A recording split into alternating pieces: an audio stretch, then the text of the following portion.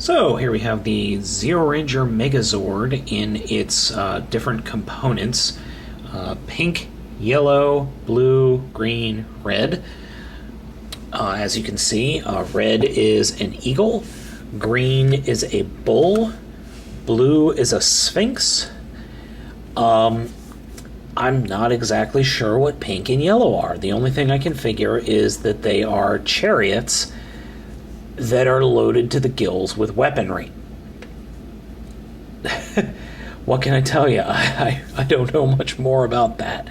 But, so these, as I said, are probably my favorite. This is probably my favorite Megazord set ever. Why? I think you'll see why in a bit. Interesting to note is that each one of these figures holds a helmet that can be used in the robot mode. Now, I know I said in a previous video, I think specifically my Lost Galaxy Megazord video, that I hate things that do that, but I don't know why this one doesn't bother me at all. In fact, I really like it, and I know it was actually kind of integral to the plot in some points in the original O-Ranger show in Japan.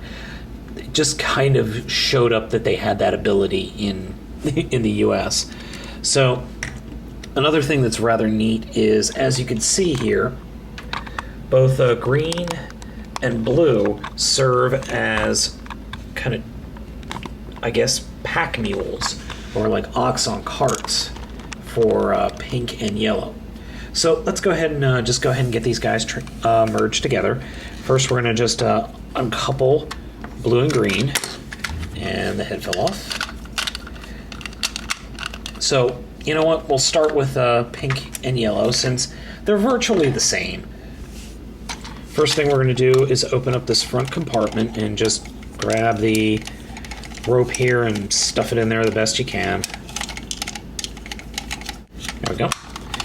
And then we'll push those parts in, rip the head off, flip that out, and then actually reattach this part back here. So that's pink. Do the same thing to yellow.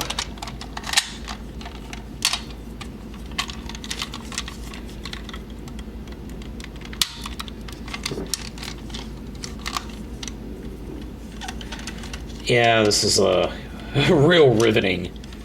Real riveting. Okay, you know what? I'm just going to skip to this. Okay, so pink and yellow are ready to go. Gee, I wonder what they form. Could it be the feet? So, who connects to them? Well, that would be green. So we're going to flip the tail up. You actually need to push those in so you can slide the whole section forward and lock it into place. And that's pretty much all he does. And then he snaps in like this. So there we have the lower half. Next, we'll take blue, pop the geez, it's not coming off. Okay, just split the rear of the guy apart, pop the Sphinx head off, take this whole section and kind of fold it down like that, and it snaps into place. Rotate those out, rotate the arms around,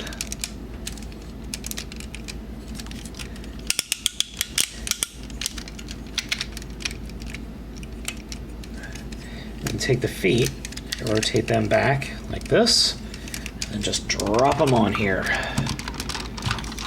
Sometimes it's a little hard to line up, but not too bad. So, what's next? Well, we have a big cavity in the back. That's where red comes into play. Pop that helmet off, rotate the bird feet up, rotate these down. Now they won't go all the way until you flip out the head, and then you can fold them all the way up. And he just snaps right into place right back here. There we go. So, his default helmet is red. So that just snaps on. Now something that's very, very cool is, where do you put the gold helmet? Well, that will just snap right there. It just snaps right on the back. In fact, all of the helmets can be stored easily on this Megazord. Very easily, in fact. And unlike some of the other Megazords, he has elbow articulation for one, and I have his sword. Yay! So, on the whole, I actually love this guy. Just the look of him is phenomenal.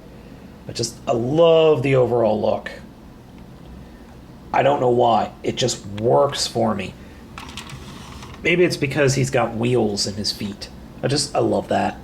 So, let's go ahead and get some of his helmets changed out. One very interesting note is when you pop the red helmet off, yeah, I can talk, just fold that down and you've got a place to put the red helmet, store it. So we'll go ahead and let's start with the Sphinx helmet.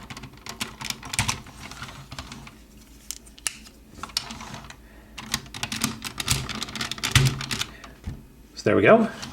Kind of silly looking, honestly. All right. So we'll just put that back. We'll go with the green helmet next. Hello, Brett Favre.